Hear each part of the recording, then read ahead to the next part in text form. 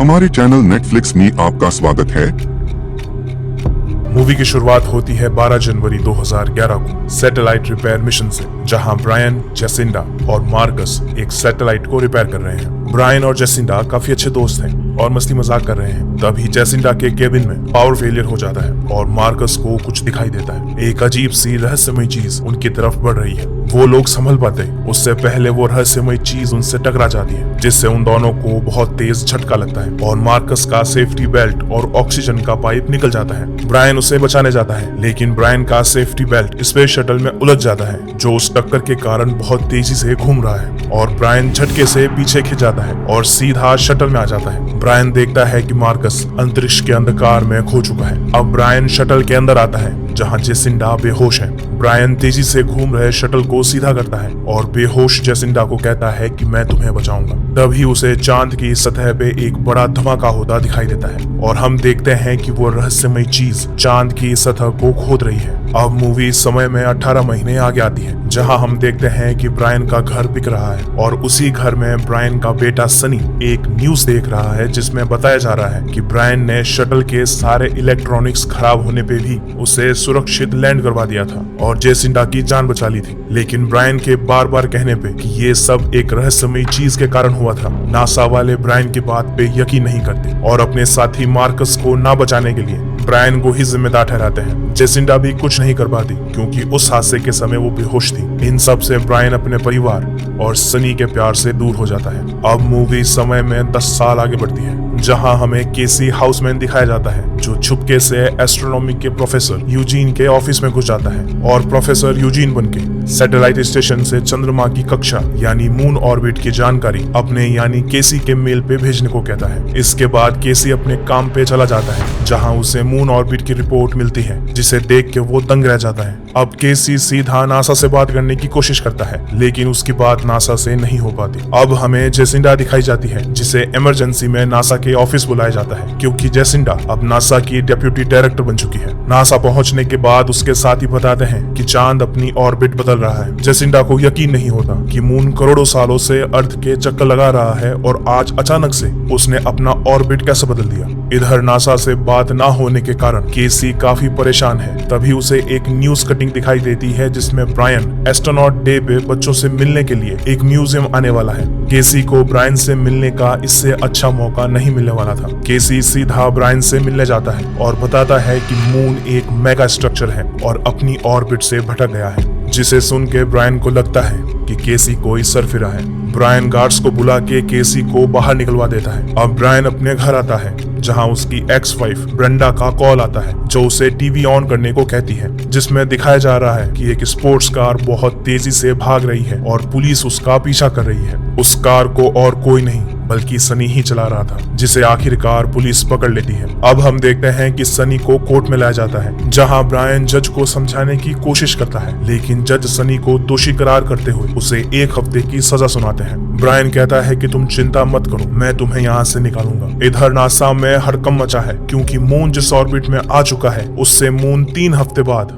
अर्थ से टकरा जाएगा और साथ ही उन्हें चांद की सतह पे एक गड्ढा भी मिला है, जो 25 किलोमीटर गहरा है। जेसिंडा नासा के डायरेक्टर एल्बर्ट से कहती है कि इन सारी गड़बड़ी को समझने का एक ही तरीका है, हमें चांद पे जाना होगा। तभी वहां मौजूद सभी के फोन्स पे नोटिफिकेशंस आने लगते हैं कि मून अपनी ऑर्बिट से भटक गया है, जिससे अर्थ के गुरुत्वाकर्षण यानी ग्रेविटी में भयंकर बदलाव आएंगे। लेकिन किसी को ये समझ नहीं आता कि ये इन्फॉर्मेशन आखिर बाहर कैसे गई। दरअसल ये काम केसी का था, उसने ये खबर सोशल मीडिया पे लीक कर दी थी। अब नासा एक मिशन लॉन्च करता है, जिसमें 3 एस्ट्रोनॉट्स की एक टीम चांद पे जाने के लिए तैयार है और रॉकेट के लॉन्च होते ही लोग बेहद डर जाते हैं। पूरे शहर में लूटपाट होने लगती है, लोग दुकानों में घुस के खाने पीने के सामान चुरा रहे हैं। तभी ब्रायन को न्यूज में दिखता है कि कई साइंटिस्ट ये कह रहे हैं कि शायद मून एक मेगा स्ट्रक्चर है, लेकिन किसी के पास भी इसे साबित करने का कोई ठोस सबूत नहीं है। इससे ब्रायन को केसी की कही बात याद आती है। वो गूगल पे केसी के बारे में सर्च करता है तो ब्रायन को केसी का एक वीडियो दिखता है, जिसपे केसी इस टॉपिक पे आज शाम एक होटल में डिस्कशन करने वाला है। अब ब्रायन केसी से मिलने जाता है, जहां वो पूछता है कि तुम्हें मून के ऑर्बिट के बारे में नासा से भी पहले कैसे पता था। केसी कहता है कि वो पिछले कई सालों से एक मेगा स्ट्रक्चर वाले प्लेनेट की खोज कर रहा है और चांद की रिसर्च करने पे उसे पता चला कि चांद अंदर से खोखला है और कोई भी उपग्रह यानी सैटेलाइट अंदर से खोखला नहीं हो सकता। इसका मतलब मून नेचुरल तरह से नहीं बना है, बल्कि उसे बनाया गया है, जिसे कहते हैं एक मेगा स्ट्रक्चर। और एक मेगा स्ट्रक्चर को पावर मिलती है एक डॉर्फ स्टार से। एक डॉर्फ स्टार काफी छोटा, कम शक्तिशाली और कम चमकदार होता है। मून के डॉर्फ स्टार में कोई गड़बड़ी आ गई है, इसीलिए वो अपने रास्ते से भटक गया है। इधर नासा के एस्ट्रोनॉट्स चांद पे पहुंच जाते हैं और उस गड्ढे को स्कैन करने के लिए एक ड्रोन भेजते हैं, लेकिन वो ड्रोन 25 किलोमीटर नीचे जाते ही रुक जाता है और अचानक से बहुत तेज गति से ऊपर आने लगता है और ड्रोन के साथ ही आती है वो रहस्यमयी चीज। अब वो चीज उन एस्ट्रोनॉट्स के शटल को घेर के उस पे हमला कर देती है। नासा के लोग अपनी आंखों के सामने अपने एस्ट्रोनॉट्स को किसी रहस्यमय चीज के हाथों मरते देख रहे हैं। इधर चांद के नजदीक आने से समुंदर उफान पे है, लहरें शहर के अंदर तक आ गई हैं और धीरे धीरे ये लहरें और भी बड़ी हो रही हैं। ब्रायन और केसी ये कयामत देख के सहम जाते हैं। उनकी आंखों के सामने प्रलय का मंजर है। ब्रायन भाग के ऊपर जाने लगता है, लेकिन केसी इतना डर जाता है कि वो अपनी जगह से हिल नहीं पाता और एक विशालकाय लहर बिल्डिंग से टकराती है और केसी उसमें बह जाता है। केसी को तैरना नहीं आता तो वो डूबने लगता है। ब्रायन फौरन उसे बचाने के लिए पानी में कूदता है और केसी को बचा लेता है। अब थके हुए ब्रायन और केसी पानी के कम होने तक उसी बिल्डिंग में रुकने का फैसला करते हैं। इधर उस हादसे के बाद नासा के डायरेक्टर एल्बर्ट डर जाते हैं। जेसिंडा कहती है कि तुम ऐसे भाग नहीं सकते। ब्रायन पिछले 12 सालों से इसी रहस्यमय चीज के बारे में बात कर रहा था और तुम्हें सब सच पता था। एल्बर्ट कहता है कि अगर तुम्हें नासा के इस दलदल में उतरना है तो शौक से उतरो। एल्बर्ट जेसिंडा को नासा का नया डायरेक्टर बना देता है और कहता है कि तुम्हें हॉल्डन फील्ड के पास जाना चाहिए और अपनी आईडी जेसिंडा को देके वहां से चला जाता है। अब जेसिंडा हॉल्डन फील्ड के ऑफिस जाती है और ब्रायन वाले मिशन की सारी रिपोर्ट मांगती है, जहां उसे एक पेन ड्राइव मिलती है जिसमें थी ब्रायन के हेलमेट की रिकॉर्डिंग, जिसमें वो रहस्यमय चीज साफ साफ देखी जा सकती थी। तभी वहां होल्डन फील्ड आ जाते हैं। वो कहते हैं कि तुम्हें ये सब नहीं देखना चाहिए, ये टॉप सीक्रेट है। होल्डन फील्ड कहते हैं कि 1969 को जब अपोलो 11 चांद की सतह पे उतरा था तो उसका टेलीकास्ट 2 मिनट के लिए बंद हुआ था। वो बंद हुआ नहीं था, बल्कि उसे बंद किया गया था, क्योंकि नासा को चांद की सतह के नीचे से चमकती हुई रोशनी दिखाई दी थी। नासा ये बात दुनिया को बताना नहीं चाहता था कि चांद वो नहीं है जैसा हम आज तक मानते आए थे। इस बात को छुपाने के लिए मुझे काम पे रखा गया। तब से लेके तुम्हारे मिशन तक सब कुछ सही चल रहा था। सभी ने अपनी जुबान बंद रखी, लेकिन ब्रायन चुप नहीं रहा, जिसका नतीजा उसे भुगतना पड़ा। चांद और ये रहस्यमय चीज हम इंसानों से कई गुना विकसित है। हम इनके आगे आदि मानव जैसे हैं, लेकिन इस रहस्यमय चीज को रोकने का सिर्फ एक ही तरीका था, ज़ूलू एक्स-रे 7। लेकिन उस प्रोजेक्ट को भी बजट की कमी के चलते बंद कर दिया गया। अब हमें कोई नहीं बचा सकता। अब जेसिंडा अपने एक्स हस्बैंड डग को कॉल करती है, जो एयरफोर्स में जनरल की पोस्ट में है। वो पूछती है कि ज़ूलू एक्स-रे 7 क्या है। डग कहता है कि ये एक तरह का EMP डिवाइस है, लेकिन इस प्रोजेक्ट को बंद कर दिया गया है। वैसे EMP की फुल फॉर्म होती है इलेक्ट्रोमैग्नेटिक पल्स, जो कि एक किस्म का बॉम्ब है जो किसी भी इलेक्ट्रॉनिक नेटवर्क या इलेक्ट्रॉनिक उपकरण को नष्ट करने के काम आता है। जेसिंडा कहती है कि वो रहस्यमय चीज इलेक्ट्रॉनिक चीजों पे हमला करती है, यानी वो खुद भी इलेक्ट्रॉनिक्स का इस्तेमाल करती होगी, तो हम एक्स-रे 7 से उस चीज को हरा सकते हैं। डग कहता है कि मिलिट्री चांद पे न्यूक्लियर हमला करने वाली है, जिससे चांद छोटे छोटे टुकड़ों में टूट जाएगा और अर्थ बच जाएगी। जेसिंडा कहती है कि इससे पूरी अर्थ पे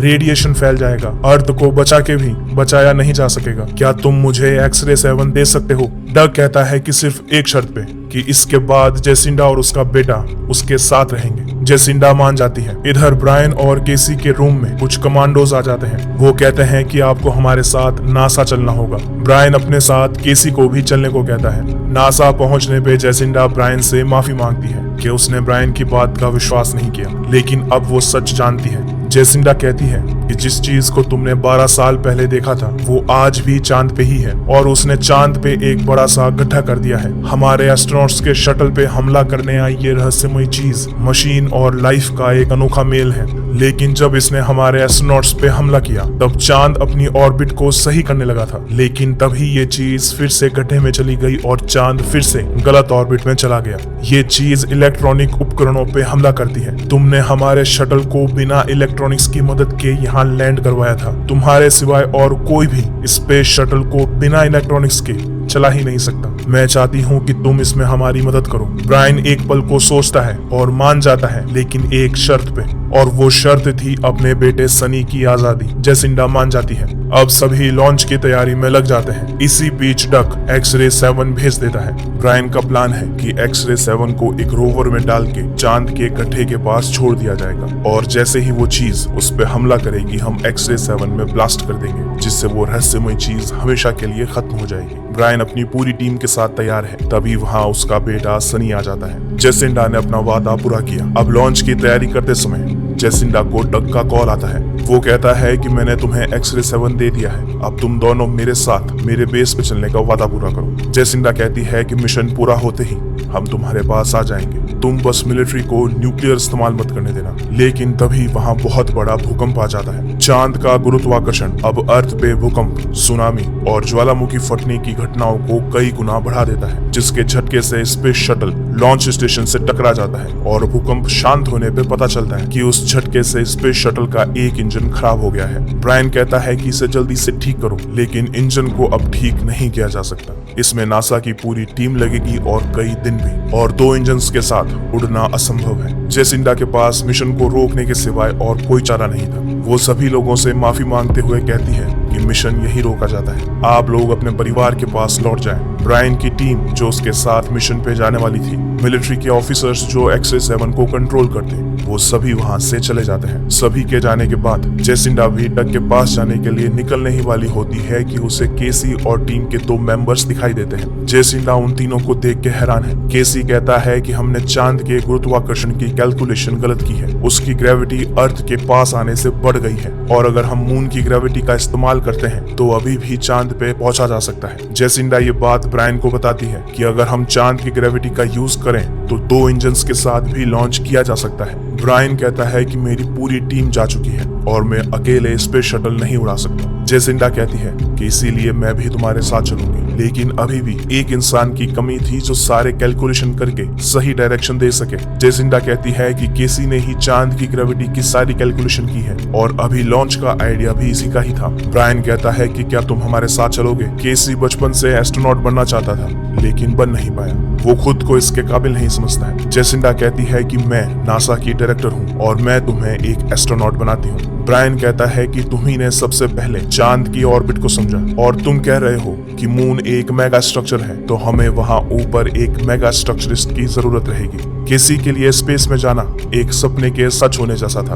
अब ब्रायन सनी को जेसिंडा के बेटे और उसकी दोस्त के साथ डक के बेस पे भेज देता है। अब समय था लॉन्च का। तीनों शटल में बैठ जाते हैं। मून के और नजदीक आने से उसकी ग्रेविटी समुद्र में बहुत बड़ी लहर उठा रही है जो सीधा लॉन्च स्टेशन की तरफ ही आ रही है। ब्रायन फौरन रॉकेट के इंजन से स्टार्ट करता है और बाकी के लोग जल्दी से स्टेशन से निकल जाते हैं, लेकिन वो ढंग से चल भी नहीं पाते क्योंकि मून की ग्रेविटी के कारण अर्थ की ग्रेविटी कम हो रही है। उस लहर के आने से पहले वो हेलीकॉप्टर में बैठ के वहाँ से निकल जाते हैं। अब ब्रायन का रॉकेट भी लॉन्च हो रहा है, लेकिन तब तक लहर स्टेशन पहुंच जाती है। दूर पहाड़ पे खड़ा सनी ये सब देख रहा था। तभी लहरों को चीरते हुए रॉकेट निकल जाता है, लेकिन पानी के कारण रॉकेट का एक इंजन फेल हो जाता है और अब रॉकेट एक तरफ झुकने लगता है। अब ब्रायन भार हटाने के लिए दोनों इंजन्स और फ्यूल टैंक को हटा देता है और ये तरकीब काम करती है। चांद की ग्रेविटी उन्हें अपनी तरफ खींचती है और वो लोग सुरक्षित अंतरिक्ष में पहुंच जाते हैं। अब इन्हें अंतरिक्ष में बिना इलेक्ट्रॉनिक्स के ही शटल को कंट्रोल करना होगा, क्योंकि अगर इलेक्ट्रॉनिक्स ऑन किए तो उस चीज को इनके यहाँ होने का पता चल जाएगा। केसी की कैलकुलेशन के जरिए ही शटल को मैन्युअली चलाते हुए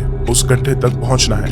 इधर मून एक और बार अर्थ के बिल्कुल पास से गुजरता है और पहले से भी कई ज्यादा तबाही लाता है, क्योंकि ये आखिरी चक्कर है। अगली बार चांद अर्थ के पास से नहीं बल्कि उससे टकराने वाला है। उस जगह पहुंचने पे केसी बहुत उत्साहित हो जाता है और अपना फोन निकाल के गड्ढे की फोटो लेने लगता है। जेसिंडा और ब्रायन के टोकने पे वो कहता है कि फोन एयरप्लेन मोड पे है। अब ब्रायन एक्स-रे 7 को एक रोवर में डालता है और एक लैंडर की मदद से गड्ढे की तरफ जाता है। धीरे धीरे मैनुअली उस लैंडर को उस गड्ढे के ठीक ऊपर रोक देता है और निकलने से पहले रोवर के सभी इलेक्ट्रॉनिक्स ऑन कर देता है। अब सभी उस रहस्यमयी चीज के आने का बेसब्री से इंतजार करते हैं। तभी वो रहस्यमयी चीज उस गड्ढे से बाहर आती है, लेकिन इतना नजदीक नहीं जाती कि ब्रायन एक्स-रे 7 को ब्लास्ट कर सके। तभी कुछ अजीब होता है। वो चीज रोवर को छोड़ के उन तीनों के शटल की तरफ आने लगती है। वो सभी डर जाते हैं। तभी ब्रायन को ख्याल आता है कि केसी का फोन उस चीज को आकर्षित कर रहा है। ब्रायन जल्दी से केसी का फोन लेके उसे तोड़ देता है